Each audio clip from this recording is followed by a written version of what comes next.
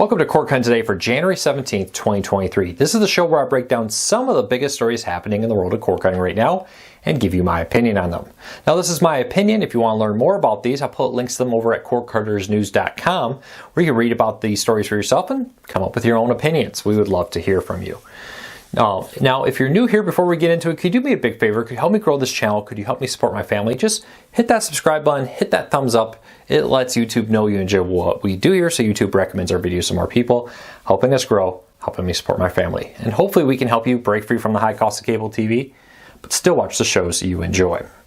Well, there's been a lot happening in the world of cord cutting. Start off with some deals. If you're looking for a good small little TV that can stream some cord cutting stuff, but also has an Alexa built in, the Echo Show 8 is on sale for just $79.99. I'll put a link to that in the show notes down below and in the first pinned comment. I love this. It's a great little TV we use in the kitchen as a TV plus the way to play music and more without needing a touch remote as you cook. Now let's dive into the news of the day. Paramount Plus and Disney Plus, this is probably going to surprise a lot of people, are not profitable. And that's kind of well within what Disney and Paramount were expecting.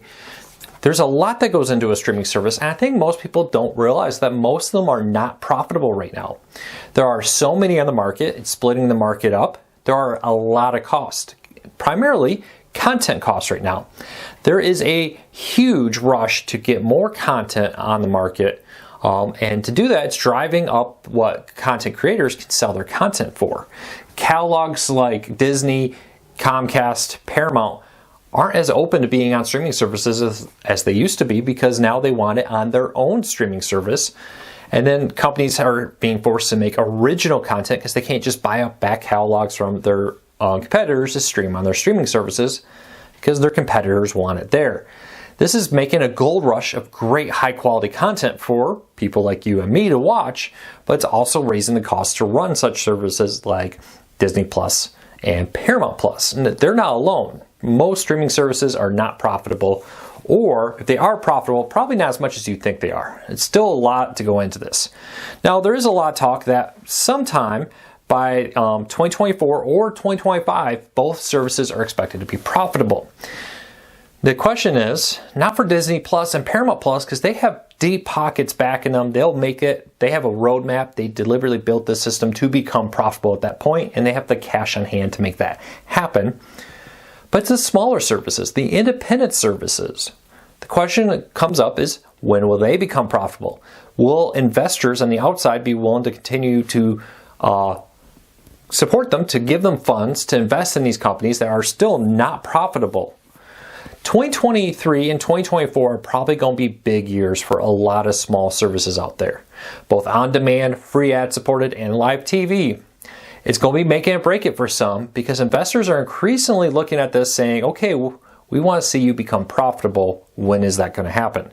And investors aren't going to go forever. At some point, you either need to sell so they get their money back, you need to merge somehow to grow your market share, or you're going to have to shut down because they're not going to continue to fund you and they're going to write you off as a loss on their taxes. We'll have to see what happens, but mark my word, 2023 and 2024 are going to see multiple services merge just because they have to succeed, sell because they need the cash to pay off their investors, or shut down because they ran out of cash.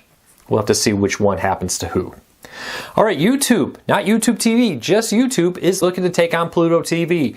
Now, the free ad-supported world, a lot of people call it FAST. I absolutely hate that, because I think when people see FAST, if you're not in the industry, you probably don't know what that means. But free ad-supported streaming services like Pluto TV, News On, Freeview, the Roku channel, Zumo, and so many more I can mention, Tubi, Crackle, I could go on and on and on, is becoming an increasingly profitable market. A lot of times this is low content or low cost content, the older content that is being put up there free with ads. And a lot of people are increasingly loving it. Pluto TV has become kind of the leader in this market, followed by a whole bunch of competitors out there with them neck and neck and growing fast. And this idea too of taking shows, for example, taking a 24/7 marathon on Star Trek, Doctor Who, and turning it into dedicated channels with a cable-like user interface has become very popular to people. People sometimes love that, what I call background TV. I'm cleaning my house, I'm doing my bills, I'm preparing to pay my taxes. Anybody with me? Anybody going through all their donations and receipts and everything? If you're a small business owner, you know what I'm talking about. But you just want something on the TV as you do that. And Pluto TV, Xumo, and so many others have found a market share in that with these dedicated 24/7 channels. Sometimes they're live. You see news services from like NBC, Cheddar, Fox Sports, and a whole lot more in there. And sometimes they're curated channels of content, whether it be around theme like action movies or a 24/7 theme of like NCIS shows 24/7 on it. So YouTube likes this model. They want to get into it because they want to drive up their ad sales with it. Now, they did bring in $7.1 billion in the third quarter of 2022, but they want to bring in more, and they're hoping by curating into a live TV kind of guide content that they'll be able to do that. The question now for them is, will they be able to do it by striking deals like Pluto and Xumo and the Roku channel, Freeview, and more with content creators put their content there? Or will YouTube TV turn to the huge catalog of content they have already on the platform, partner with creative content people out there to make dedicated channels? I could easily see them having a lifestyle channel that's nothing but high quality content already on the channel that they struck partners with creators on to package it together into different streams. Creators get more discovery, YouTube gets more ad views. Win-win.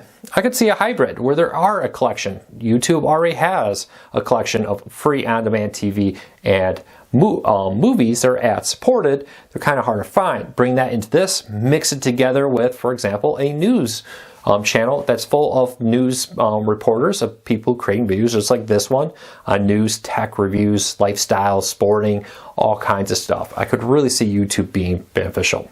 This was first spotted by the Wall Street Journal and confirmed by YouTube's parent company Alphabet, who also owns Google, who said that they're always testing out new things. And yes, we are running a small test of what they call a YouTube Hub, which would be that kind of channel guide you're very familiar with on Pluto TV, the Roku channel, and more.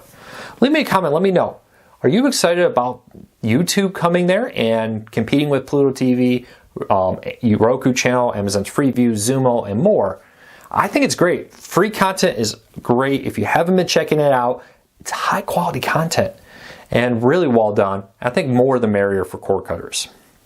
All right, so Apple TV owners. If you're an Apple TV owner but don't have an iPhone or an iPad, you could be in trouble. Apple's most recent TV OS 16 update rolled out a way that they changed how they confirm Apple ID upgrades and accepting terms of service. Now you must hold your phone next to your iPad next to your Apple TV to accept it, which raises a question.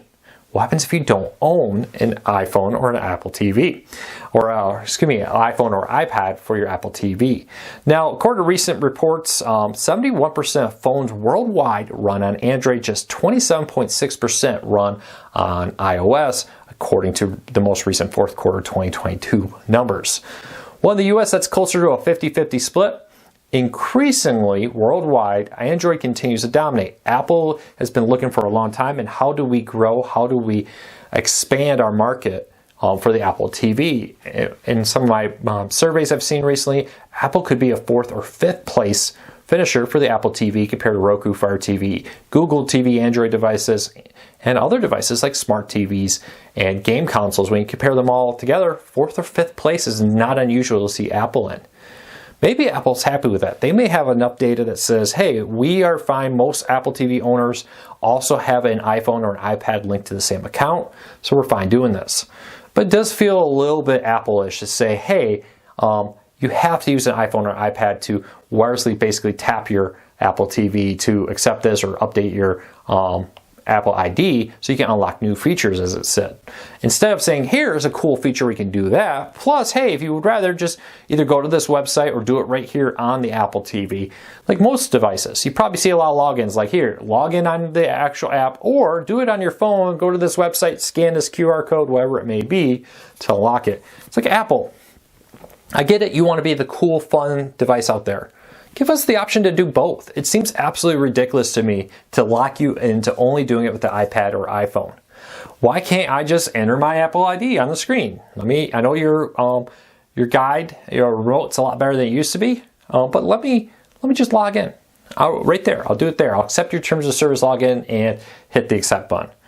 But unfortunately, they don't do that. Leave me a comment. Does that deter you from keeping with the Apple TV or not? I think what this is going to hurt is the people who would put an Apple TV into their grandparents' home, for example.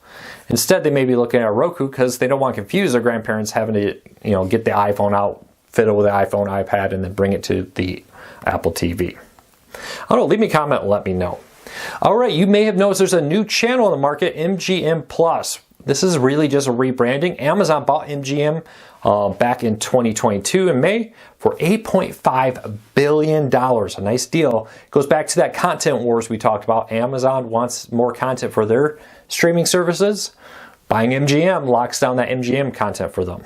Well, one of the big changes they are finally starting to make to MGM is renaming Epix, which was owned by MGM, into MGM Plus.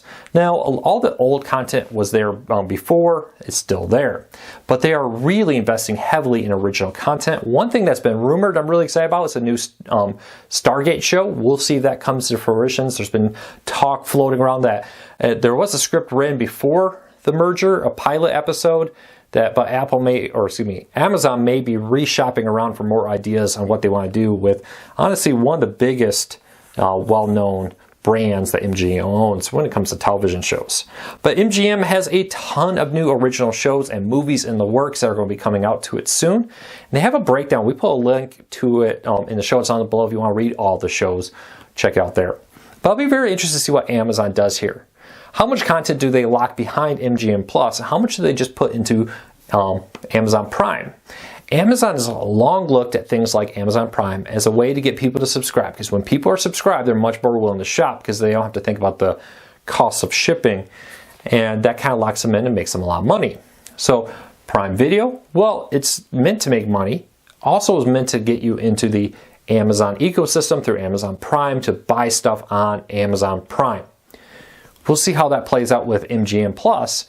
Right now, it does cost you money. It's after a 7-day trial, it's $5.99 a month right now on Amazon. I'll put a link to that and a link to it on Amazon down in the show notes. Leave me a comment. Let me know what you think of that. And lastly, PBS will soon be streaming free online thanks to the Local Now app. Now, PBS has long been a holdout when it came to the world of streaming. A lot of that came down to archaic contracts. A lot of it came down to the fact that PBS stations are often owned and run by public institutions in different places. Colleges and the like help manage them. But now, they've finally become more cord-cutting friendly when they came to YouTube TV and later rolled out to other services. And now, you won't need to pay for it. You'll be able to stream it for free through the Local Now app. Now, the Local Now app was owned by the Weather Channel right here, sitting right down there. I just noticed that in the icon background. It was owned by the Weather Channel. It was the Locals on the 8s kind of feed 24/7, plus a mixture of local news and more. In recent years, they've been adding a lot of free content to take on Pluto TV, Crackle, Zumo, Tubi, Freeview, the Roku Channel, and more. And now they're adding in PBS, which I think will really help Local Now stand out. This is a great get for them. We'll see how long they are the sole free streamer of live PBS feeds. Now, they say in the next few months this will be rolling out to everybody. It'll be interesting to see when this hits all the markets, and will it just be the main PBS feed and PBS Kids maybe? What about all those sub-channels if you have an antenna, like PBS World and so forth? All those little different channels of dedicated content out there that PBS has, will they all go into the Local Now channel? We'll have to wait and see. For now, though, if you're waiting, in most parts of the US, an antenna will get you PBS for free. Of course, you can also get it on different streaming services like YouTube TV. Leave me a comment, let me know what you think. All right, that's it for today. Hey, check us out over at cordcuttersnews.com. This is just a selection of the stories that we post over there every day.